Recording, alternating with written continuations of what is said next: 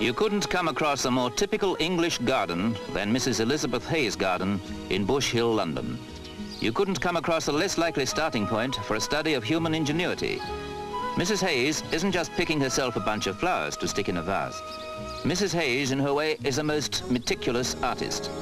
Flowers are simply the raw materials of her art, which is an art that is its own reward because it lives at most for 2 or 3 days.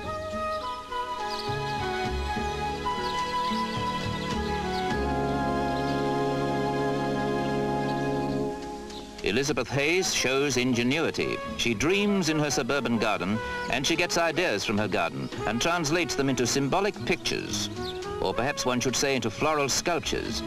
The thorns of a rose branch remind her of the thorny problems that can affect men and women in their relationships. So the rose branch becomes the centerpiece for a flower composition which she calls Eternal Triangle, in spite of the fact that it will wilt in a few days' time.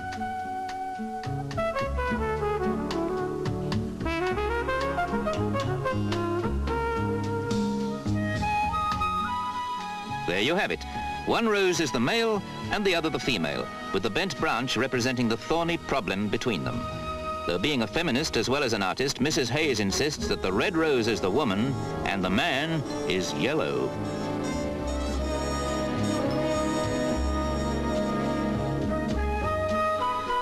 This is a simple table decoration she's making, a mere doodle with no deep thoughts but still with ingenuity.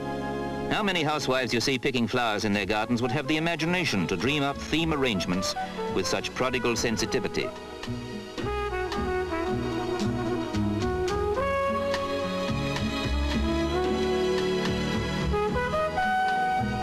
In her garden, Mrs. Hayes plants onions among her peonies and deliberately lets them go to seed to use the pods in her flower arrangements.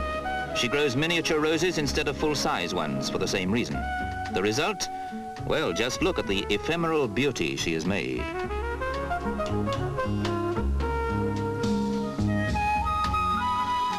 It can take 10 minutes to make an arrangement, or it can take 2 hours, depending on inspiration. But one thing, if the flowers die, the pictures of them live.